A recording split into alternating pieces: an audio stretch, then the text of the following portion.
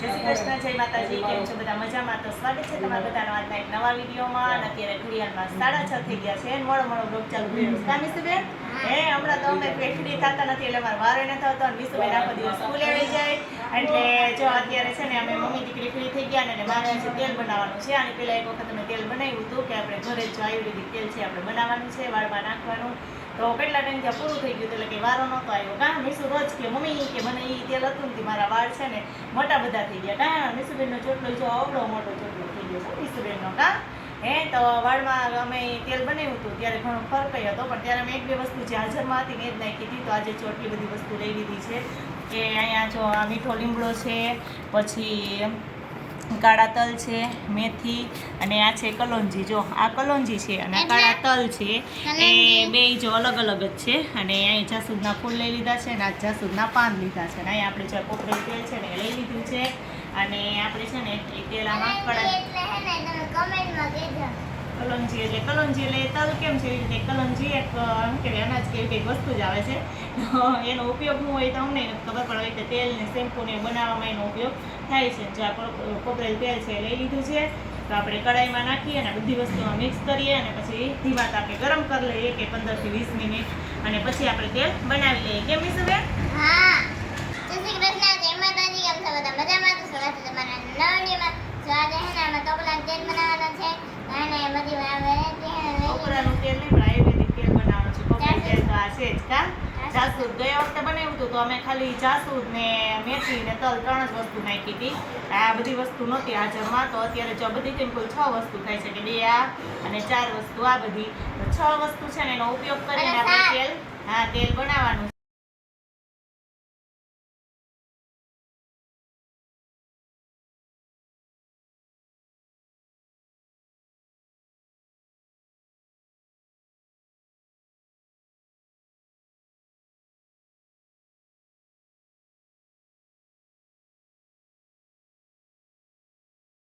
તેલ છે ને એમાં બધી જ વસ્તુ છે ને આપણે એડ કરી દીધી છે. કે આપણે જેટલી વસ્તુ લીધી હતી ને કે આ 6 વસ્તુ એ બધી જ આમાં મિક્સ કરી દીધી છે. હવે આપણે એને ગરમ કરી દઈએ. અને એને કીધું કે 15 થી 20 મિનિટ આપણે ગરમ કરીએ ધીમા તાપે. અને પછી છે ને એને આખી રાત એમણે મૂકી દેશું. સવારે છે ને તેલ આપણે ગાળી લેશું. એમ કે આયુર્વેદિક છે ને આનાથી ઘણો બધો ફાયદો થાય છે. આની પહેલાં મેં બનાવ્યું હતું ત્યારે 3 જ વસ્તુ નાખેલી હતી, પણ તોય ઘણો બધો ફેર પડતો હતો. એમ કે 50% જેટલો ફેર પડી ગયો હતો. આજ વખતે આપણે વધારે વસ્તુનો ઉપયોગ કરી અને આ તેલ બનાવ્યું છે. એટલે આપણું તેલ છે ને એ બની અને પછી કેટલોક ફરક પડે નહીં, પછી ફરક પડે પછી બતાવશું. જોકે આનો 100% ફરક તો પડશે જ, કેમ કે આની પહેલાં બનાવ્યું હતું ત્યારે ઘણો ફેર હતો. એટલે તો ચાલો હવે ફટાફટ આપણે ગરમ કરી નાખીએ. તો જો ધીમા ગેસ ઉપર આપણે 20 મિનિટ છે ને આને ગરમ કર્યું ને એટલે જો આ બધાનો કલર ચેન્જ થઈ ગયો છે.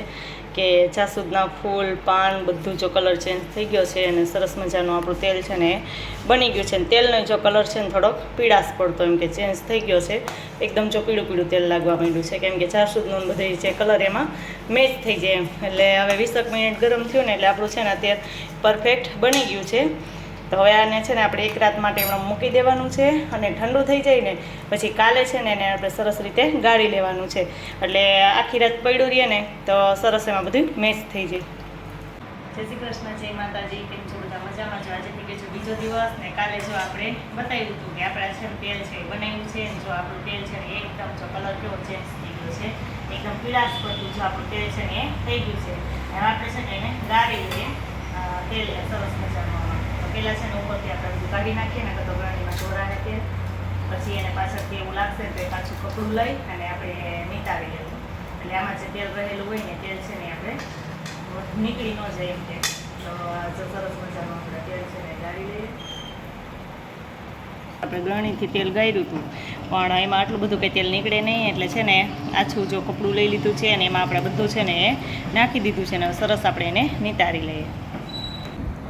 એટલે જે આ કપડામાં આપણે બધો જ છે આ તેલ છે એની અંદર જ ગાળી લીધું. એટલે સરસ જો એમાં કચરો બધો રહી જાય કે જે આપણું હોય પાન ને બધું ફૂલ નહીં. અને સરસ મજાનું આપણું તેલ છે ને જો બનીને તૈયાર થઈ ગયું છે. અને તેલનો કલર તમે જોઈ શકો છો કે એકદમ જો ચેન્જ થઈ ગયો છે. તો આપણે થોડીક વાર નીતારી લઈએ હાથથી સરસ દબાવી. અને પછી છે ને આપણે એને તડકે મૂકી દઈએ. એટલે એમાં કોઈ પણ પ્રકારનો ભેજ હોય ને તો ભેજ ન રહે. અને પછી આપણે એને છે ને એક બોટલમાં ભરી દઈએ. જે આપણે ગરણીથી તો તેલને છે ને ગાળી લીધું, પણ ગરણીથી છે ને એવું બધું આમ ગળાય નહીં કે થોડુંક રહી જાય. એટલે જો આપણે છે ને આ કપડું લઈ લીધું ને કપડા વડે ગાળી લીધું કે ઉપરનું જે હતું પાન ને એવું બધું કાઢી નાખ્યું. પછી જે થોડું થોડું નીચે નીચે વધ્યું ને એ બધું જો આપણે આમાં કપડામાં લઈ લીધું અને આમાં સરસ નિતારી. એટલે છે ને આપણે કે આ બધું હોય ફૂલ ને પાન ને આ બધું મેથી ને એમાં તેલ છે ને આપણું રહી ન જાય એટલા માટે. અને મસ્ત જો આપણું તેલ છે એ કલર એકદમ ચેન્જ થઈ ગયો છે, બની ગયું છે. અને હવે જો આ લીધી છે વિટામિન ઈની ગોળી.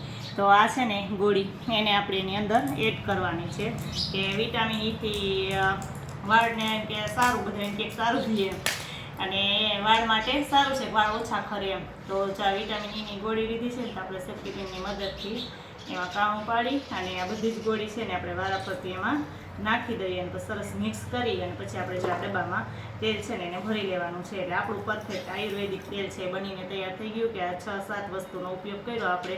6 વસ્તુ કાલે હતી અને એક આ ગોળી. આ બધી જ વસ્તુનો ઉપયોગ કરીને આપણે મસ્તનું જે તેલ બનાવી લીધું છે આયુર્વેદિક, કે ઘરે જ બનાવ્યું છે અને કોઈ પણ કેમિકલ વગર. એ તો તમે જોયું જ છે. તો તમે પણ આ રીતે વાળ ખરતા હોય એક વખત જરૂર ટ્રાય કરજો. અમે આની પહેલાં બનાવ્યું હતું ત્યારે ઘણો ફરક હતો, પણ ત્યારે તો અમે 1-2 વસ્તુ જ નાખેલી હતી અને અત્યારે તો ઘણી બધી વસ્તુ નાખી છે આમાં.